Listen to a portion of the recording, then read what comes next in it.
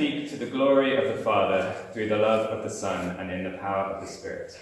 Please be seated.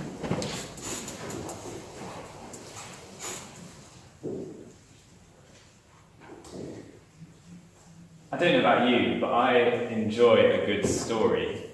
And I think stories are really interesting. The stories that we tell about ourselves are powerful in determining how we view ourselves and how we act. I think they have a power to shape us, both as individuals and as groups. And there's some quite interesting research in neuroscience and psychology about the way that we tell stories and memories that aren't just us remembering an event, but every time we remember them and every time we retell them, they have a power in renewing themselves in our mind. I'm sure we've all experienced this ourselves. So I think of a couple of stories from my life and from my family, which I always think are quite interesting. One of the earliest memories I have is from when the first time I had a friend round to play at my house. I think it was just after a birthday when I was about 4 or 5. And I had some new game that we'd been playing together. And at some point during this, I decided that he was quite happy playing this game, so I was going to go upstairs and read a book, because that's what I wanted to do at this point. And my mum came and told me, "No, Simon, when we have friends around, we play with our friends." So whether that tells you about something about me, I don't know. And there's a story we often tell in my family. There was one time when I was growing up, I think it was probably around Christmas time, we'd been having, for our meal, I think at lunchtime, we had a pork pie or something, a big one. And in the act of cutting it, my dad had managed to cut his thumb. And, one might expect that being a father of 4 children, he might have had a reasonable reaction to this. But his reaction was to go, "Oh, I don't know what to do! Do something," he declared to my mum. To which mum was like, I went off and she told him to put his thumb in the air, so he just sat there, very grumpy. And at this point, obviously, me and my siblings were all starting to laugh away at what's happening. He just looked at us and went, "It's not funny!" To which, of course, we gave great sympathy. This is a story we retell again and again in our family. I'm sure you have similar stories that you tell in your families. I think our passages this morning are quite interesting in what they say about the stories that we tell as a group and their power to shape us. So let's have a look at our gospel passage this morning, our gospel about Jesus being in the wilderness. This was just after his baptism, just after when God had declared, "This is my son whom I love." And here he's being tested or tempted. It has that word has 2 senses to it, both being tested and tempted. And in some way it centres around this question of his identity. Is he the Son of God? God has just declared from heaven, "This is my son." And the devil is asking, if you are the Son of God. That seems to be the centre of what's going on here. And in one sense, there's 2 alternative stories being offered as to what it means for Jesus being the Son of God. God has just declared this from heaven, that he is the Son, that all he has to do is believe in it. And the devil is asking, I think you need to prove this to me. I think there's things you need to do.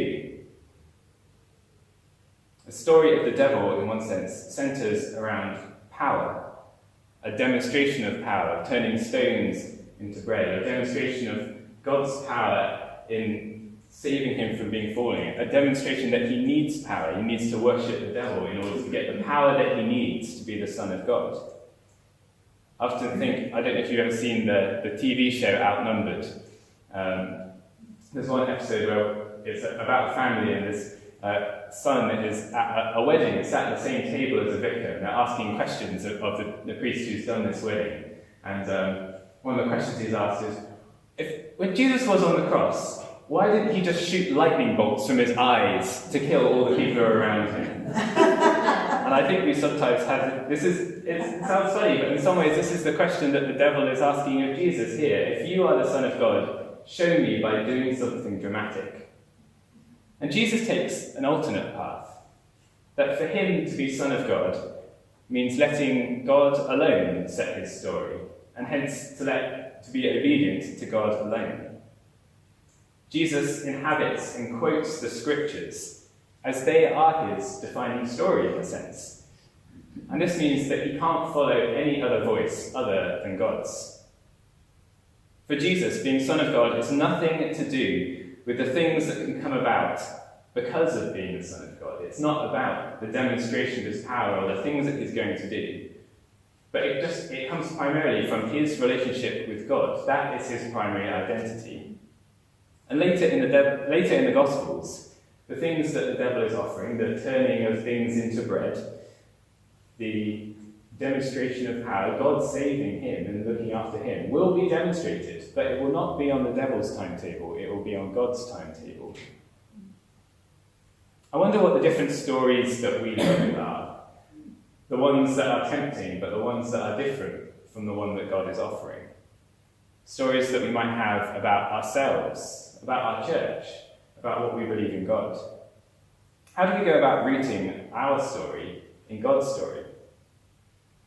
I think the other readings we had this morning shed a bit of light into this.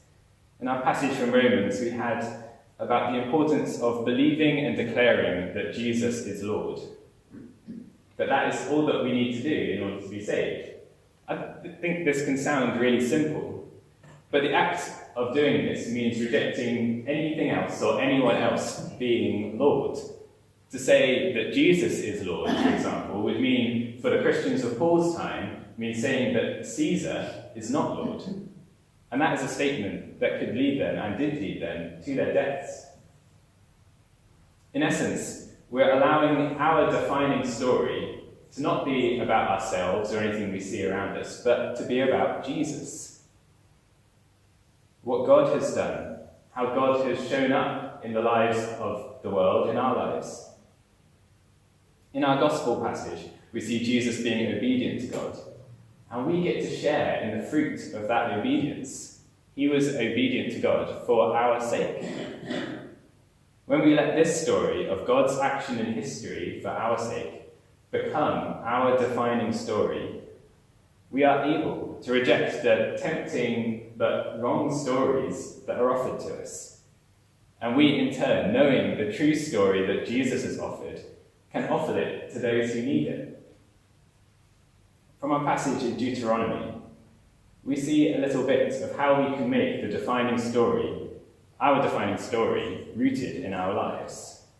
Because the Israelites in the Old Testament had a defining story of God's action too, the story of the Exodus and what he had done there. We see it here in the passage this morning. A wandering Aramean was my ancestor.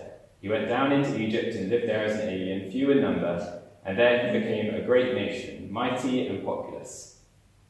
When the Egyptians treated us harshly and afflicted us by imposing hard labour on us, we cried to the Lord, the God of our ancestors. The Lord heard our voice and saw our affliction, our toil and our oppression. The Lord brought us out of Egypt with a mighty hand and an outstretched arm, with a terrifying display of power, and with signs and wonders. And he brought us into this place and gave us this land, a land flowing with milk and honey. This is the story of what God had done for them as a people. It was a story that they were retelling here in what seems like a completely separate act, a bringing of the harvest gifts to God.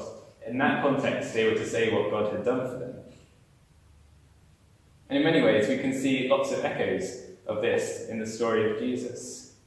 They told and retold this story, almost like a liturgy of offering. And we, in turn, keep telling and retelling our defining story to one another, so that it sinks in and becomes part of us. It becomes almost second nature to us. I'm sure you're used to the phrase, you are what you eat. You could also think of the phrase, you are what you do, or you are what we say. In the act of being here this morning, we are retelling this story once more to one another. Not just in this sermon, maybe, but in the rhythm of confession and absolution, in the rhythm of prayer and praise, in the rhythm of the Eucharist, and in the rhythm that leads to our commission and our departure. In doing this week by week, we are retelling and reenacting our defining story, so that it becomes deeply rooted in us. The story of Jesus on the cross and in his resurrection then forms the rest of our character and our actions. I think this has a lot of significance for us as we travel through this Lent season. Maybe you have given something up or you've taken on something else. I think these are acts that remind us of our true story, of the one who truly is Lord. As we travel through this Lent season then, let us learn from the example of Jesus to refuse any other story offered to us other than the one that God offers to us. And finish with a quote from the theologian Jane Williams. Only God will define Jesus. And under all circumstances, Jesus will be what God says he is. The beloved Son, wanting and needing nothing else. This is where Lent starts for us too.